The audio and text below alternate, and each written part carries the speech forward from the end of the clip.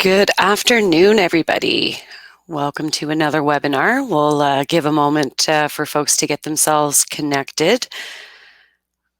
Last time I did a webinar, I started on mute, so I'm just double checking that I'm not on mute again today. My name is Amanda Vellutini. A little bit of housekeeping right at the start, that you don't have audio options to speak during the webinar, but there is a chat that you can throw any questions that you have throughout the webinar into, and I'll hopefully grab them as they come in, or we'll look to get back to them. And of course, with the time at the end, we'll be sure to go over some questions there. Today's webinar is on stats and standings, so statistics for players and games, and how the standings can be impacted by various tools. With stats and standings on Goal Line, we do offer statistics for many different sports. So today I am going to try and make sure that we're demonstrating a little bit about all of the sports that have any amount of individual statistics. But if your sport doesn't seem to have a set of individual statistics that's relevant, you're always able to at least report game scores, just with a final score of the game. And that still does impact standings, and you're still able to tabulate standings based on the point values and things like that. So we are going to take a look at the different settings that apply regarding your stats, and also how to report games, whether you're doing it individual stats or not. So we'll take a look at the schedule details, and how we can change from simple stats or individual stats to just game scores. We'll take a look at the tiebreakers and how they'll impact the standings, and point values, and how you can make adjustments to the point values. And then we'll look at how do we report scores with or without individual stats. Regarding schedule details, you're going to have lots of different choices. I'm using a different demo site today. If anybody has noticed here, I'm using Trevor's demo site. Trevor is a new salesperson here with us, or account executive, I should say, with Goal Line, and so I'm stealing his demo site today. His demo site is hockey specific, but I'll hop into to some other demo sites that we've used in a lot of our webinars before, just to demonstrate a few of these things. The first thing I'll do is hop into the back end of a Goal Line site, and we'll take a look at the schedule details. And I do want to point out that there will be some differences in how they impact you, whether you're using leagues or if you're talking about rep teams or association teams. Regardless of the schedules that you have in there, you'll definitely have a schedule. In order to have any games, there does have to be a schedule.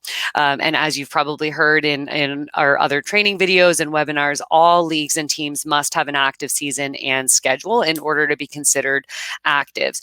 So part of your preparation for a season is going to be setting up your season and schedule using managed seasons and managed schedules. We're not going to go into great detail on how we get those set up, but we will click on manage schedules so that we can take a look at the different options that are available. It's also important to note that most most organizations are going to have more than one schedule within a season. Common ones are going to be, of course, regular season, exhibition, and playoffs. It's important to have distinct schedules in situations where only some games should count towards the standings. Exhibition schedules are a great way to have a place for all of those games that do not count towards the standings. The focus that we'll have here on these schedule details are going to be the things that are going to impact your stats and your standings. So we'll take a look at the mostly in the display settings here, and then we'll take a look at the point values. Some important settings: active. Only one schedule can be the active schedule in a division or a team at a time. You are able to have multiple schedules, but only one can be active. This is the schedule that will appear by default when you navigate to the standings page on the public side of the website, and all other schedules will appear in the available drop down on that page. When you are creating a second schedule, so if you've already created your regular season schedule and you're coming in and creating, say, the exhibition schedule, you may want to select no for it being the active schedule, as long as you do have that regular season schedule being the active one. Other schedules that shouldn't be active at first are going to be playoff schedules. Playoff schedules generally should not be the active schedule unless you're going directly into a playoff style schedule. If you have a feeding schedule, so your regular season feeds your end of year playoffs, or your round robin standing schedule feeds your playoffs and championship brackets, that is a situation where the playoff schedule should be not the active schedule. When all of the games on the feeding schedule are reported, the playoff schedule will automatically be updated to become the active schedule, so you don't have to go and make that adjustment yourself. The published setting is important as well. A schedule that is not published is not going to be available on the public side of the site at all, even if it is the active schedule. Publishing the standings is similar, except for the schedule will appear on team and league schedule pages, but the standings page would not be present. So you wouldn't be seeing the public-facing standings schedule, even if you are reporting games.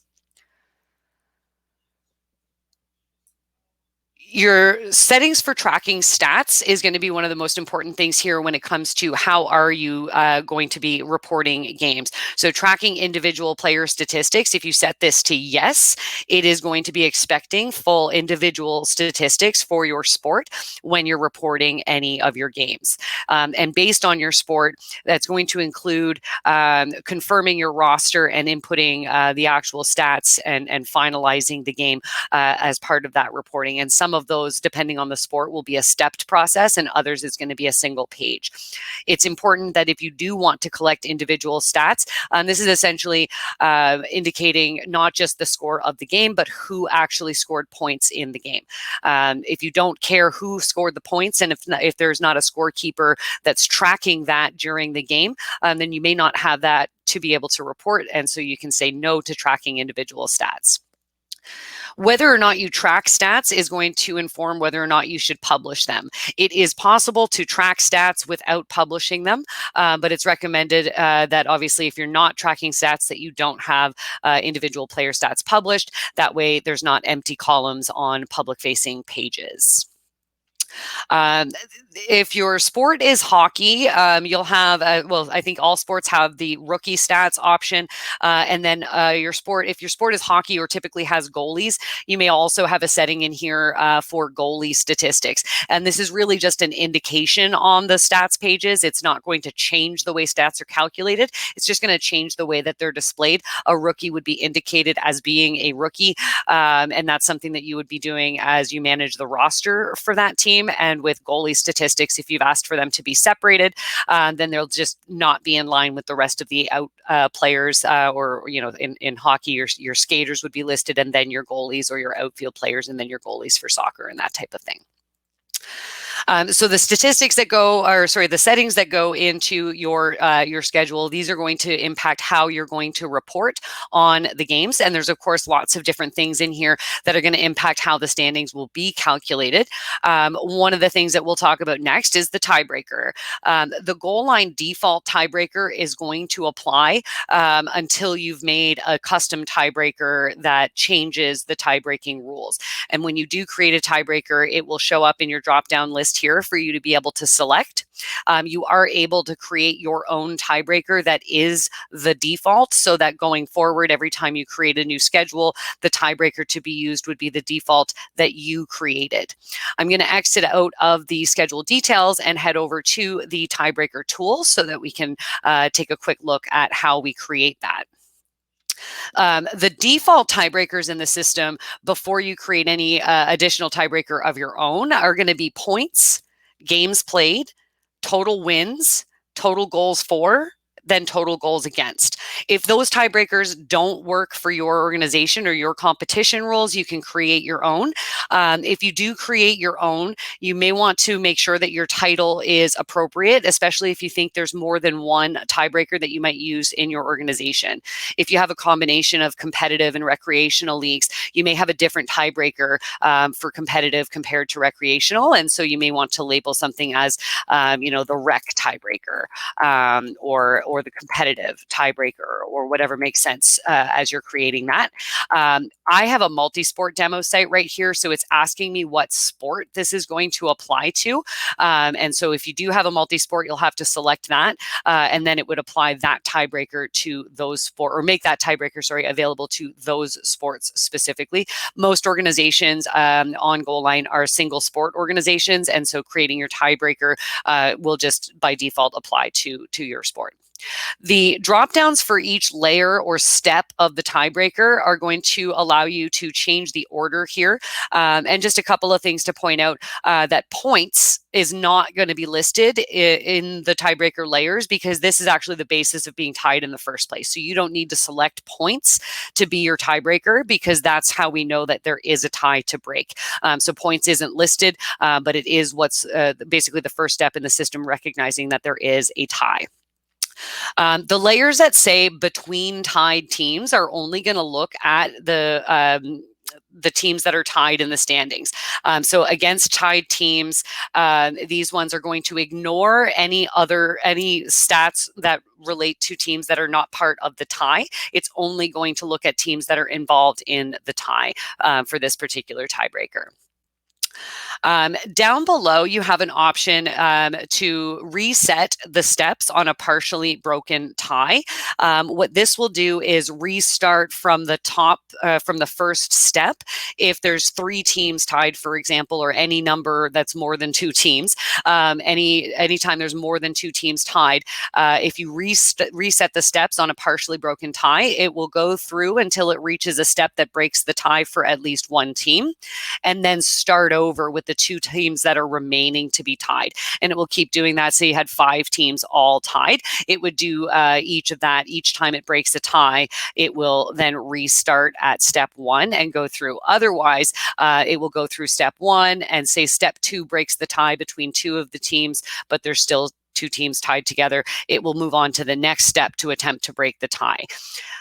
Another note here is that there is an option at the bottom of your layers for a coin flip. And I always just like to point out that the Goal Line system does the coin flip for you. You don't have to go through and actually flip a coin and tell the system who won the coin flip. The system will use an algorithm to select the winner of a tie if all of your other layers are gone through and there's still a tie. It is important to note that because of that, you do need to make sure if you're going to put coin flip in your tiebreaker that it is the last layer, because it will break the tie. There's no tie that won't be broken by a coin flip using the Goal Line system's algorithm for that tiebreaker. So once you've created your tiebreaker, you'll create your settings there and save that tiebreaker. Another item that you can do in here is when you're using this tiebreaker, you can impact which columns show up in the standings, and you would just select this by saying that yes, we want to show these columns in the standings, and this one is the one that we're going to sort by. That probably wouldn't make sense to use the ones that I just highlighted here, but you can select the columns that are impacted or impactful for you. There are lots of reasons for updating this. If you don't use forfeits or overtime loss values, things like that, if some of these columns would never have a value, then you don't have to necessarily display them. And we'll talk a little bit more about point values when it comes to things like your regulation wins, loss, and tie versus overtime or shootout wins, losses, and ties. Although I guess shootout doesn't have a tie, but you would be able to remove columns from your standings if it doesn't make sense for them to appear. One thing that I always do recommend is that if you have a value in your points for losses that are in overtime or shootout losses, then it is recommended to display those columns in the standings. The reason for that is it would show the number of wins and it shows the number of losses. And if I don't show the overtime and shootout losses separately, it's going to aggregate all the losses into one loss column. And it may be difficult for site visitors to recognize that there may be points in behind some of those losses. If there's if you lose in overtime and you still get 1 point instead of a regular 2 points or 3 points, it's important to show those. So your tiebreaker not only allows you to affect the way the goal line system is going to break a tie so that your standings are in the correct order, but it also lets you display the appropriate columns in the standings so that everyone who visits your site is able to easily discern what's going on with those points. So those are the tiebreakers, and as you create them, you'll have them available here to edit, and as we saw a moment ago, you'll have them available to select when you are creating a schedule. The next really important section when it comes to your point values, or sorry, your schedule details, is your point values. If you are an association and you have rep teams, the point values that are set here aren't as impactful because your system is not the system that's actually tabulating the standings. So if you have when you're looking up at the top of your site, if you only have a select a team control panel drop down to select from, then you don't actually have to be concerned too much with what is indicated for the tiebreaker or for the point values that are listed here, because those are things that really only impact standings pages, and you would have to be the league that manages that whole division in order for that to appear properly for you. When it comes to the points awarded, it's broken out into various options here, and depending on some of your settings or your sport and some additional options that we have here, you may not see all of these options. Your sport may also have a little bit more of a simple set of point values. So we're showing the hockey one here just because it does have the most amount of of point value options. But otherwise, your win, loss, and tie values are fairly straightforward. You put in how many points does the team get for a win, how many do they get for a loss, how many do they get for a tie. You can do the same thing for your overtime win and loss and tie values. And typically what we'll see is with overtime, the win, so overtime and shootouts, is that the win value is typically the same. So if it's 2 points, it's always 2 points for a win regardless. So the shootout value here should be 2. Shootout loss value, if we have an overtime loss value, it's usually a 1. So there's different ways for you to do this. So you just want to make sure that these make sense to you. Typically your overtime win value is the same as regulation, but your overtime loss value is usually more than a regulation loss. So depending on how many points your win is, maybe you have 1 point or 2 points awarded for an overtime or shootout loss. The forfeit win value is typically also the same as a regulation win. Forfeit loss value is usually 0. The forfeit win score, just to make a quick point about this one, the forfeit win score actually awards points to the team indicated as the winning team in the form of goals or points, and those points are not attributed to a specific player, but the team basically gets credit for goals in that game, even if they didn't actually play the game. So if you do have a forfeit win value, win score, historically, I know I've encountered leagues where a forfeit is 3 points instead of 2 points for a regular win, and that you actually win the game 3-0. And so you would put in 3 for that. So we get 3 points for a forfeit win, and we get 3 goals credited to our team, depending on what our sport is, goals or points in there. You can disable some of these settings. So some other settings that impact your stats are going to be whether or not you're using forfeit wins and losses. We also have points per period, win and loss, and tie.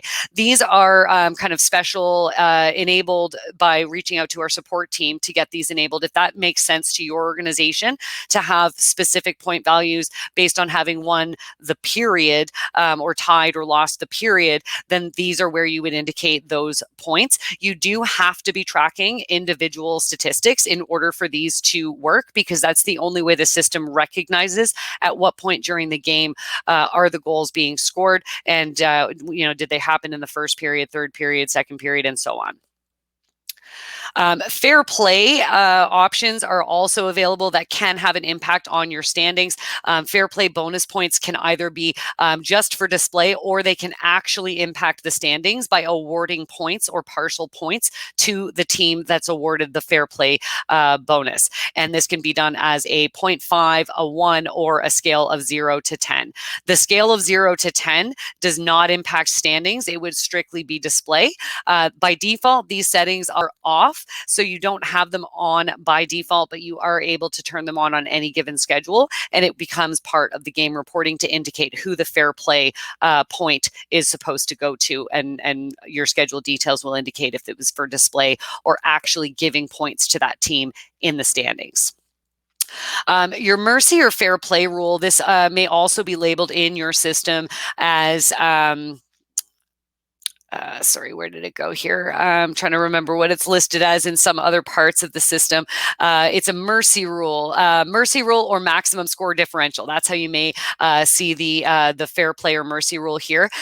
What this does is makes it so that the amount of points given to the team is going to be reduced to whatever that differential is.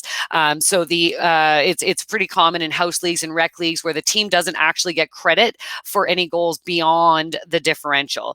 So if you had a differential of 5 and a team won 15 to nothing, they're really only getting credit for 5 goals in that game. I do like to point out that if you are tracking individual stats in those scenarios, the individual players who scored all 15 of those goals do get that credit for those goals on their own personal stats. They just don't count towards the team stats or play into any tiebreaker that might be taking goals for and against into account. The number of periods and innings is also something to keep in mind, because as you're reporting games, this is going to impact how you see the game reporting. And obviously, in a multi-sport schedule, we're seeing the word periods, but this could, depending on your sport, you would be seeing innings, halves, quarters, and you're able to adjust the number. Even if it says halves, you could put in that you do 3 halves, which we all know doesn't make a whole lot of sense. My children are learning fractions, and maybe they they can help me here. But the number of periods or innings or halves or quarters is important, especially for those sports that are reported by quarter or by inning. So make sure that this is accurate. If you're baseball and you do 7 innings or 5 innings, it's important to indicate the correct number here, especially if you are going to be doing those individual stats. If you're doing hockey and you only do 2 periods, then that might be something to indicate here as well.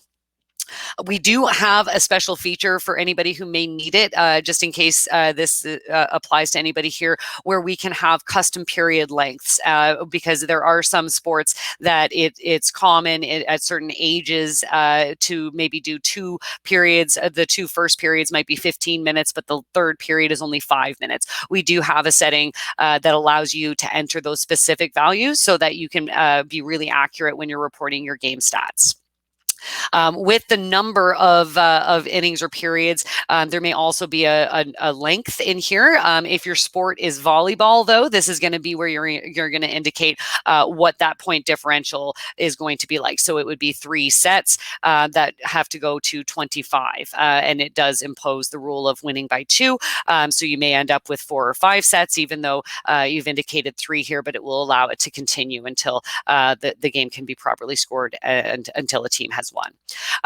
The other important stuff in here is not so much important as far as reporting goes, but you definitely also need to make sure that your date range is accurate and that your allotted venue time is accurate. This helps to prevent scheduling conflicts, both in the system to just schedule games, but also flows through to referee assigning if your system, if your organization happens to be using that as well. Another major feature that has an impact on standings, and I clicked on a playoff schedule and I didn't mean to. So let's go back here for a moment. I want to click on the regular season here, is conferences. So when you're dealing with conferences, you're able to create conferences that divide teams into different groups for the purpose of displaying them in the standings on the public side of the site. So you create your own conferences and you indicate what teams belong in which one. When we say conference, a lot of times that's going to be referred to as pools or groups, zones, but conference is that kind of overall term that the goal line system is going to use. There's a setting when you're using conferences that is very important when you do have conferences enabled. I guess I don't have them on here, but the setting for conferences is going to impact whether or not the standings, the game reports count when you are reporting games with cross-conference teams. So maybe what I'll do is I will just hop over into, say, soccer for a moment. And we'll just take a quick peek at, yeah, that's fine. So we'll look at our schedule details here in our soccer division. We don't have any conferences yet, so let's just go ahead and make some conferences. So we'll do Pool A and we'll do Pool B, and go back to our schedule details. Now that I have conferences, I'm able to divide the teams and say these guys are Pool A and these guys are Pool B. And when I save my changes here, it's going to make that change affect the way the public standings are going to display. Instead of them being all four in the same standings table, they're now going to be grouped by their conference, and it's going to be the two teams that are in Pool A and the two teams that are in Pool B are going to display there. So when we go back in here, I just want to point out we have a setting here that is going to allow us to say whether or not the standings count with games that are not in the same conference. So the setting is written as standings only reflect games between teams in the same conference. If this is set to yes, I can schedule a game between Team Blue and Team Red, but it's not going to count towards either one of their standings. It's not going to put them in first place for being the winner of that game, because the standings only count when the two teams involved in the game are in the same conference. So orange and blue can play, that game will count towards their standings. But if blue and red play or blue and yellow play, it's not going to count towards their standings. So that is a feature that definitely will impact the way your standings appear. So if that is something that your organization needs, is to have completely separate standings for each of the divisions and not have games played between cross-conference teams impact the standings and add to their team stats, then you would want to make sure that you say that standings only reflect games that are played between teams that are in the same conference. So those are the settings that go into the different ways that we're going to be able to report on game scores here. We'll take a look at the public side of our site and just take a look at what standings look like when we see them on the public side. So there's various ways to get your standings to display on the public side of your website, and you can control kind of where these items are. But by default here, what we've got is that when I go to any of my league menus, it's going to automatically land me on the standings page. It may be landing you on a news page here, and if so, you can change that setting using site configuration so that the default landing page for leagues is standings. Typically, this is where folks want to navigate to see what the standings are like at the moment. And so as you see the standings here, we can adjust these columns using the tiebreaker tool that we looked at earlier. And if we had divided these into conferences, we wouldn't see them all grouped together. We would see them into their separate conferences. When you look at individual teams and other statistics, when you're doing this on the public side, the statistics are going to accumulate for your league and show you the league leaders in various categories based on your sport. And you can do, in most cases here, you're always able to select other schedules from the dropdown. This demo site is obviously brand new, so we don't have historical standings and points to look at from previous seasons. But over time, we'll have lots of schedules in there as as time moves on. So this just shows us the player stats and league leaders in various categories in this particular division. Results is going to show us game results. So I can look at the actual results of each game. This is showing me the scores, but then I can go and select to view the details and see the actual stats as they were reported. This is the way that game reporting results are going to look when you are tracking individual statistics. It's going to indicate the summaries wherever it can for scoring or discipline, and then it's going to indicate your rosters and show the statistics specific to each player for this game only. So this game is the only thing that we're seeing here. And then further, as I look through, I can go and look at individual team statistics by going in and selecting which team do I want to look at. Let's go look at the Timberley Turtles. Timberley Turtles here. And if I want to see, so we're landing on the schedule here, but if I want to see more information, I can look at the team stats and the player stats. The player stats, these are going to accumulate because we are tracking individual player statistics.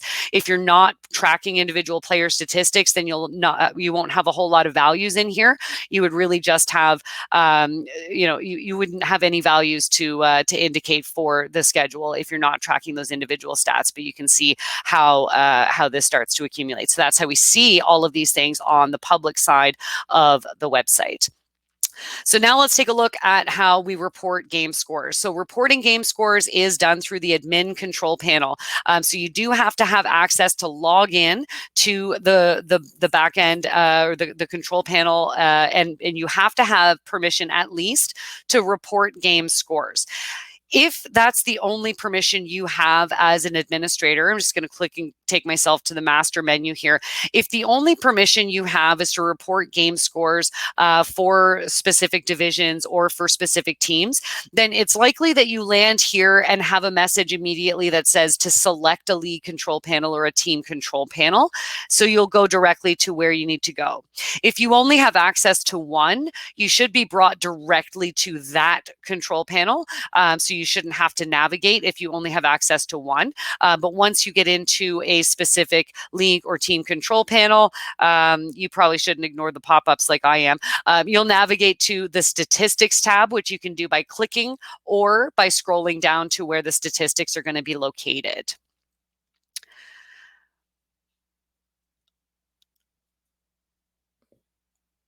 You may have more than one schedule listed here. And so there's various ways to get to the unreported games. So you can do today's unreported or all unreported. My favorite way is really just to hop in based on the schedule. So if I want to report a game score for my 2020 regular season schedule, then that's what I'm going to click on.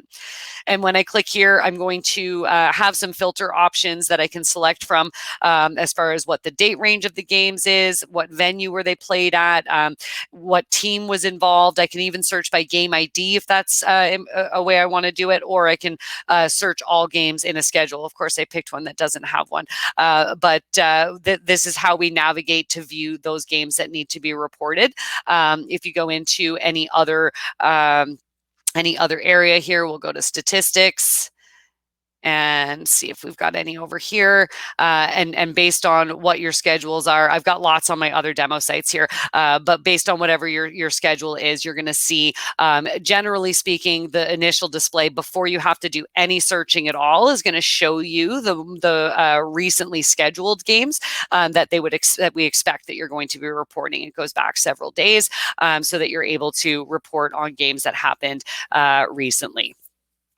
As I mentioned, games are either going to be reported from the league menu or from your team menu. And depending on how you have this structured, if you are an association team within your own kind of club system, your club or association, and you're reporting scores for your rep teams, you're only reporting your rep team score.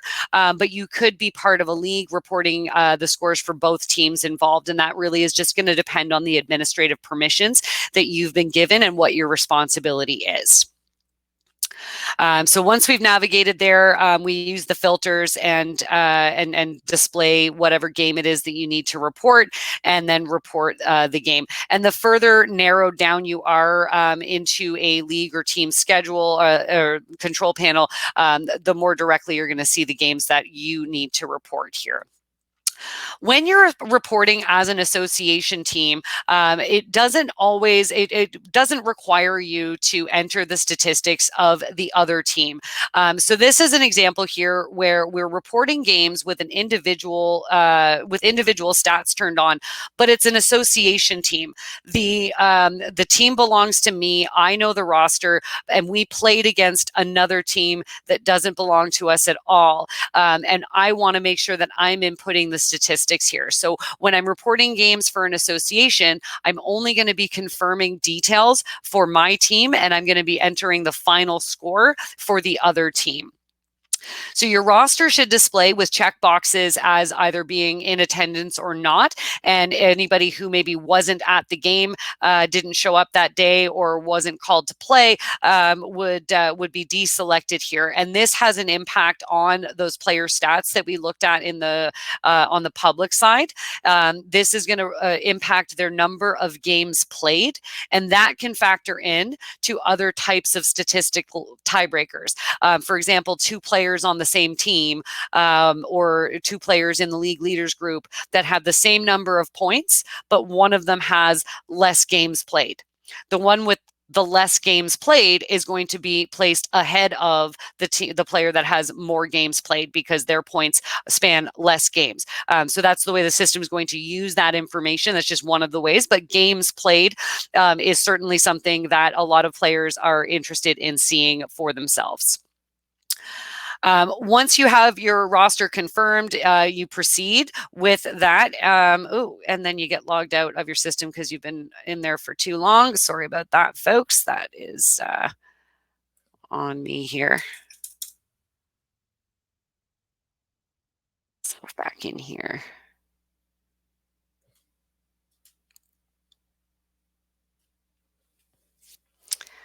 All right, we were reporting over here. So I'll scroll down to my statistics, view my regular season schedule. Here's the game I want to report. So I click report. And now I can see that here's my game. So I already clicked on enter roster once, which is why we're seeing this, but I can go in and update this as we go. So when I report the game, it's going to ask me for the final score for the Newfoundland team, but it's going to, well, for both teams, but I'm going to enter the statistics. So who scored the goals, who got assists, if any of them were power play or shorthanded, if there were any penalty minutes, and shots or plus minus. Shots and plus minus, I should point out as well, these are not always on by default. So if you do track shots and plus minus, that's certainly something we can enable for you. You just want to reach out to the support team. That would apply to any sport that has goalies and shots. So as you see the stats here, you would go through and indicate all of the statistics for each individual player, and the goalie statistics, how many minutes they were in the net, what their decision was when they were in the net. So if you have goalies who, Smith did the first period and he, tied the other goalie with 0-0 or something, you can indicate who comes in and what their decision is as a goalie.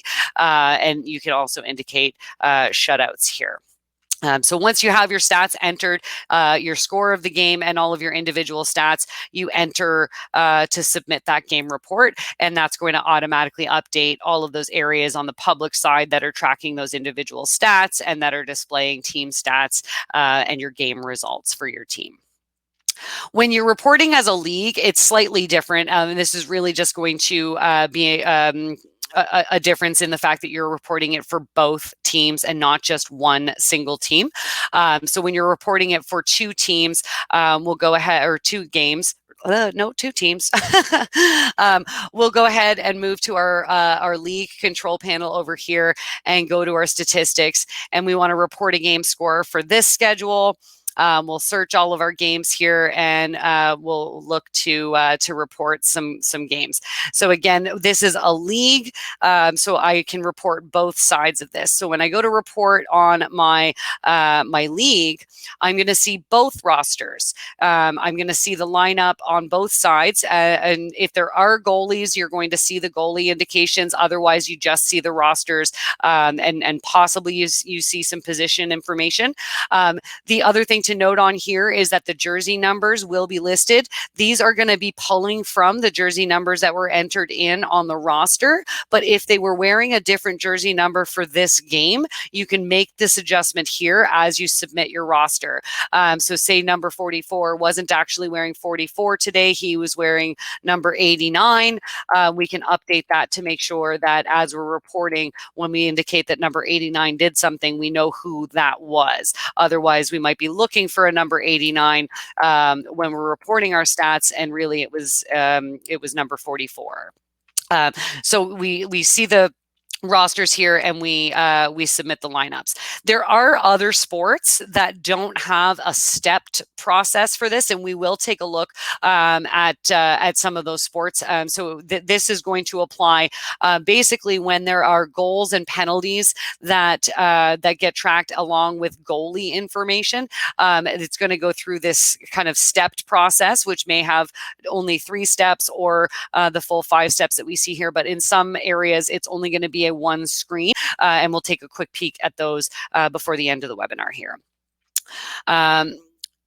So like we saw earlier, or we discussed earlier, if you are just doing game scores, you wouldn't have had to do that confirm roster or any of this here. You would just go ahead and enter the score of the game and finalize that score. Obviously, individual stats don't start to tabulate, and the game result is really a simple score. Nothing wrong with that at all, because it does still indicate things like wins, losses, and ties that help your standings. It just doesn't really provide much in the way of individual statistics. In this example, obviously we're using hockey. This applies to the way that we would report on soccer and ringette and lacrosse, some other sports that are similarly structured. So we've already confirmed our roster. Now we want to report the goals and assists and any discipline. Here where we have hockey, we're seeing penalties, but if this was soccer, we would see the type of cards, and we'd be indicating that we're giving a yellow card or a red card and why we were giving the card. So in this case with hockey, you're going to select what the penalty is, what kind of penalty it is, and how many minutes it is. These, while we know on the surface that a major penalty is not a 2-minute penalty, the system doesn't automatically update these things. So you do have to make sure that you're selecting that it was charging, or I guess charging wouldn't be a major. I'm pretending like I know a lot more about hockey than I do. But you would select, of course, the appropriate penalty, the appropriate type of penalty, because there could be lots of different things that go on there, and then the number of minutes that penalty was given. This is the way I'm going to enter this one at a time. If I'm giving a penalty one at a time and essentially doing it as a live score. So if I was sitting in the stands of a hockey game and I'm reporting the score as we go, I would be saying that Kyle is getting a charging major for 2 minutes. Let's put that to minor because I don't think that makes sense. You can't have a major for 2 minutes. And we'll say that it's in the first period, with 12 minutes on the clock, and I'm going to enter the penalty. So when I do this, I'm doing one at a time, and now we've got our penalties starting over here. And then if we have somebody on the other side, on the other team receiving a penalty, I would do a similar thing. I would get, let's see here, something. Where's tripping? Let's just do tripping. Tripping is a nice, easy 2 minutes, right? Tripping, 2-minute minor. So we're going to indicate who's getting it. And let's say we're in the second period here now, and there's 8 minutes and 40 seconds on the clock, and I'm going to enter this penalty. So Mitch Marner's getting a penalty. So now we have a couple of penalties reported. I can do the same thing for goals.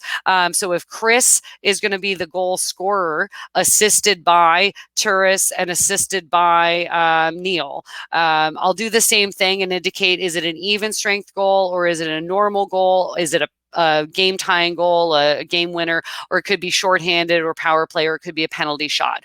So I'm able to enter all of this and indicate things on here. So if we say this happened at 8 minutes, that would probably be a power play goal.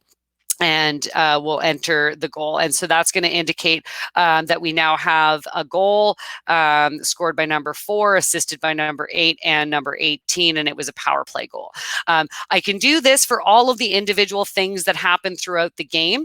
And if I'm doing live scoring, as in the game is happening right now, and the schedule on the public side knows that the game's happening right now, I can continue to update the clock time as well, so that it shows on the scrolling game center. I'll just hop over and go to the home screen here. So it would indicate on our scrolling game center the not just the score, but the time of the game. So I wasn't updating that as we go here, but that's something else you can do. Now, let's say we're doing this at the end of the game and I don't want to sit here and do radio buttons and drop downs. I can enter all goals. And when I do this, I'm going to say the game ended 2-2. So I'm entering 4 goals in total, and I continue, and it's going to ask me for the time, the team, who scored, and whether or not it was even strength and a normal goal and that type of thing. So all the same values as I was doing when I was doing it one at a time using the previous screen, but it's just asking for them all at once. So I can indicate them this way. This is a great way when you're doing it after the game and you're just looking at the game sheet that was submitted, or the score sheet that was submitted to you from the scorekeeper or the referee after the game. So however you get your goals and penalties in, that's how you're going to get those to be listed in here. And as you enter those, it's going to update the score for you. There are game notes available that you can enter here as well. So these are things that you want to have displayed when the game has been reported. You can choose not to show those on the public side of the schedule.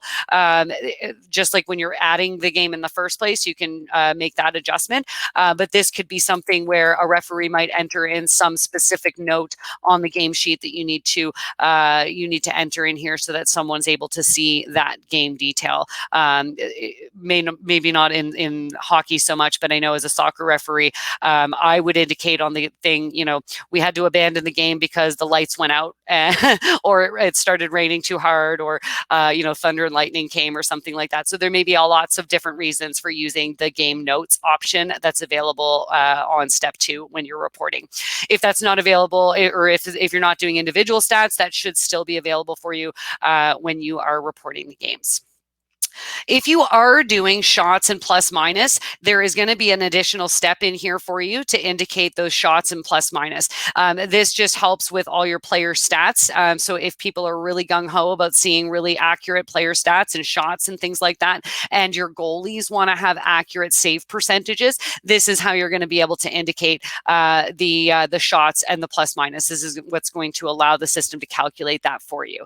If you're not tracking this and it's turned on for you, we can turn it off so that it doesn't display.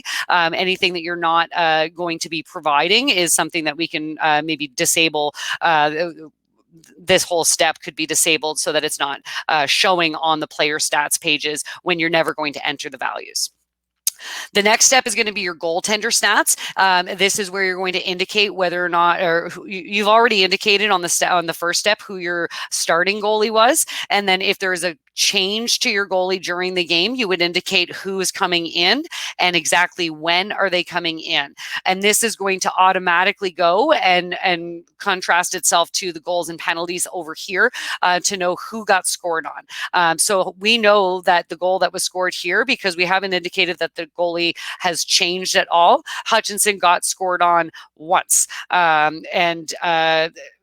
That's if we wanted to make sure that he wasn't the one that got scored on, it was actually Anderson or it was actually Campbell, we would be able to enter the different goalie changes that happened and when they happened, so that the goalie minutes are going to be accurate on the player stats, and so that the goals against are going to be attributed to the correct goalie based on who was actually in the net at the time. You can also indicate your empty net, which is really useful if you really get down to the wire on these player stats. Indicating the empty net would make sure that your goalies specifically are not getting goals against when in fact they were on the bench during an empty netter. So you're able to update your goalie stats here. Once you have your goalie stats and everything else is reported, when your game has periods and specific times for those periods and potentially overtime and shootouts, you're going to see an end game step that looks a little bit like this. So we would indicate that if this game ended in regulation, that it ended in the third period with 0 minutes on the clock, and there is no overtime winner, there is no shootout winner, and I would, if I'm verifying this as I'm reporting it, I could maybe lock this game to prevent anyone else from making changes to it and indicate that the game is now over.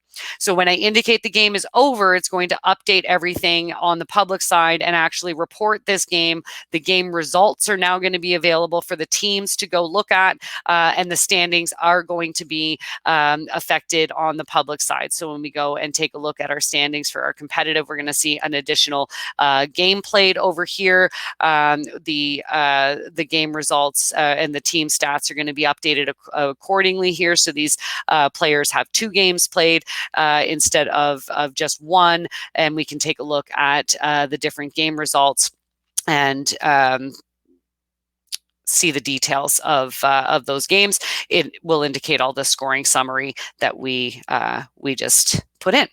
So that is the stepped process for reporting games. There are other features where, based on what your schedule details were when you're reporting those games, there may be additional steps for, say, for example, the fair play option. If you're indicating fair play, you would have to tell the system who got the fair play points.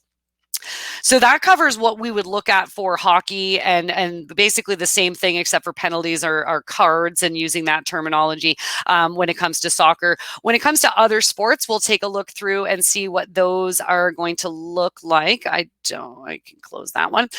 So if your sport is baseball and you are doing full statistics, this is what it's going to look like with both rosters. So this is an indicator, an example where everything happens on one page as opposed to being a multi-step process like we were just looking at.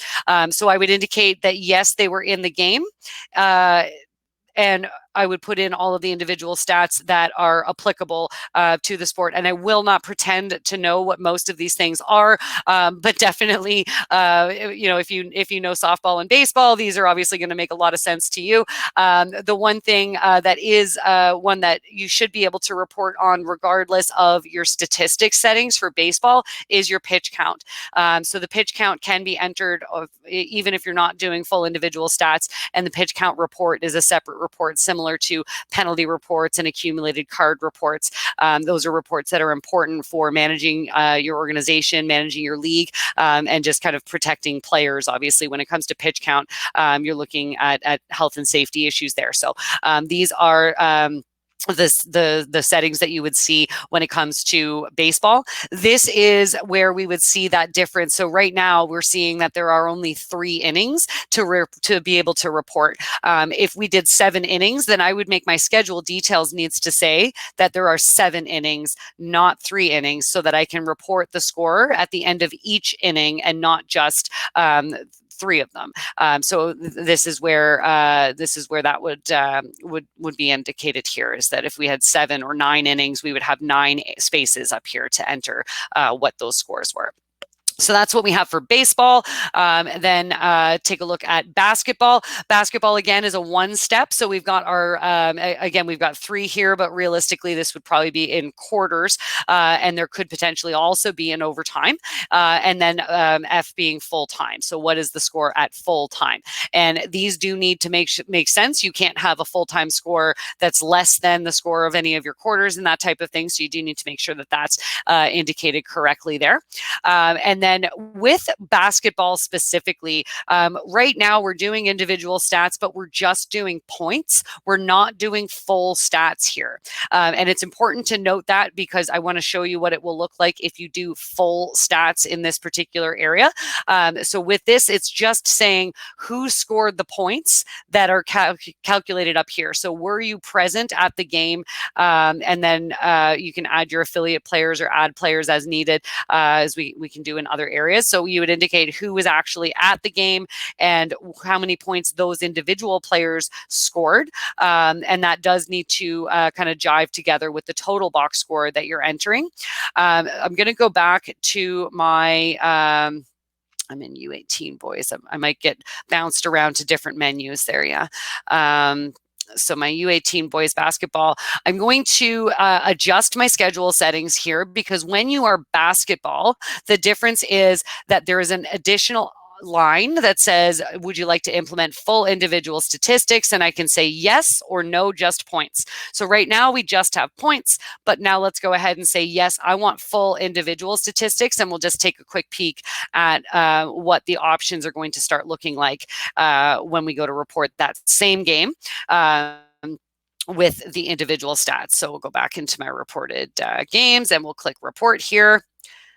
So we can see here that now it's not just asking me for the points, it's asking me for all kinds of additional scoring options and stats for both teams because we are doing this from a league. If I was doing this as an association team, like if I was just the Heat over in my own Heat goal line website and the Lakers are a completely separate site from me, I would only be indicating the final score for the Lakers and I would be indicating my full stats for just my team. But the same process is going to apply here where I would indicate the statistics for each individual player and make sure that that jives with the score at the top over here. So that is for basketball. You have the option of doing just the score or just the score with points for each player and the score and full statistics for each player. Taking a look at football, it's kind of similar with football, although we don't have simple player stats for football. It's either just the team scores or the full stats that we see here. So again, we indicate that the player was present, and then we indicate what statistics you are tracking for individual players in this schedule. So these, and again, I won't pretend to know what a lot of these are, but we do have, I think there's a legend on our FAQ that indicates what all of these in-depth statistics are. I know what a sack is, I guess. I definitely know that one, and I know what field goals are. So the stats that apply in here, you would indicate what all of those are, and that way you're able to get those league leaders and other standings pages and stats packages that Goal Line's going to put together automatically for you, displaying properly on the public side. And now taking a look at rugby, similar with rugby, not as in-depth for statistics as football, but you're able to indicate the tries and conversions and that type of thing in here. And again, it's going to assume that these players are there, like, and I'm not sure. I know that injury is something that they have on the game sheets, but I'm not sure if that's something that everybody tracks. But you don't. You would indicate what the number of tries is going to be, and it's going to automatically calculate the score for you. This is only going to happen if you're doing individual stats. If you're just doing simple game reporting, it's just going to ask you what the final score was, and it's not going to ask who did what. But it is going to use these points when you enter. If you say that they scored 2 tries, it's going to indicate 5 or 10 points. So you do need to make sure that you're putting in the right number of tries and not the number of points that you're looking for, because that would inflate it. If you put in 10 points, it's actually going to think that means 10 tries and multiply that by 5. So that is the rugby game reporting. As I mentioned earlier, hockey, soccer, and ringette, lacrosse are all reported in pretty much the same way. Football rugby and basketball and baseball are a little bit different. And then other sports, if you don't fit into any of these categories, then you would just be able to report game scores. You would not want to turn on individual stats, because if they don't apply properly to your sport, then that's something that you wouldn't want to have indicated there. So those are the statistics that will impact the public side of your site when it comes to stats and standings. I'll go to the public side of another site here just to kind of see how you can manipulate things on the public side. So while I always say that it's important to have accurate stats and standings, but it's because it's really fun, especially if you're talking about young kids. And wanting to see their goals and their assists and things like that. They want to see who's doing what.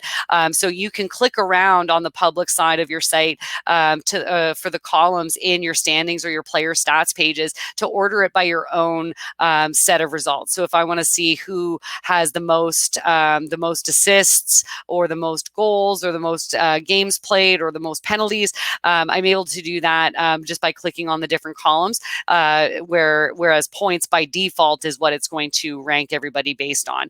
So it's going to automatically put everybody in the order of points from top to bottom over here. So this is what it looks like when you're a team in there. And then when you're looking at results and statistics at the league level, it's going to be your sport specific league leaders listed there based on the stats that you're reporting. The statistics tabs that are available, I'm just going to hop back over and go to our master menu here and just show one quick thing when we look at managing leagues, because if you're not doing some of these statistics, you may not necessarily want all of the columns or all of the menu options to be available. So I'm going to click on manage leagues, and we'll just see when you're creating or editing any of your leagues, if you don't use the full gamut of stats and results, you don't have to display all of these options.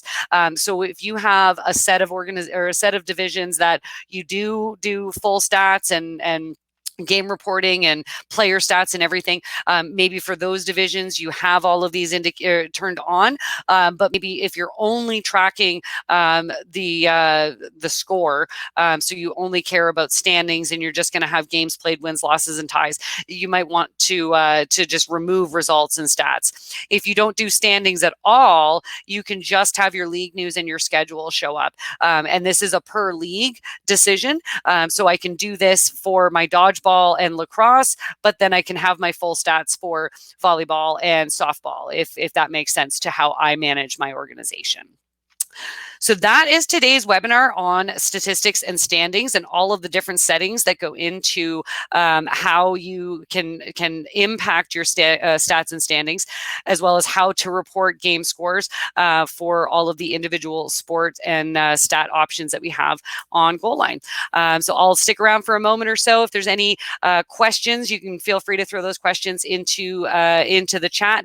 As always, our FAQ or knowledge base is available for you to search for all kinds of information and watch our previously aired webinars, and Goalie support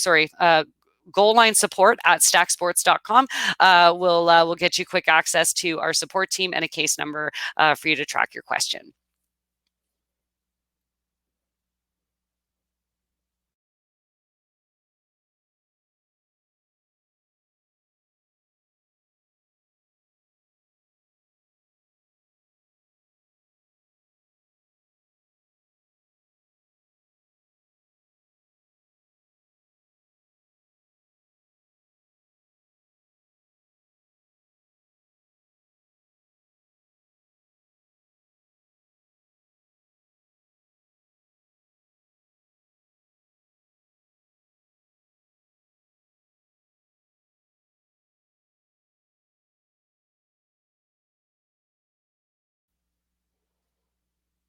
Doesn't seem to be any questions. So if there's no further questions or anything there, that's all for today. Thanks so much for your time. Thanks for hanging out.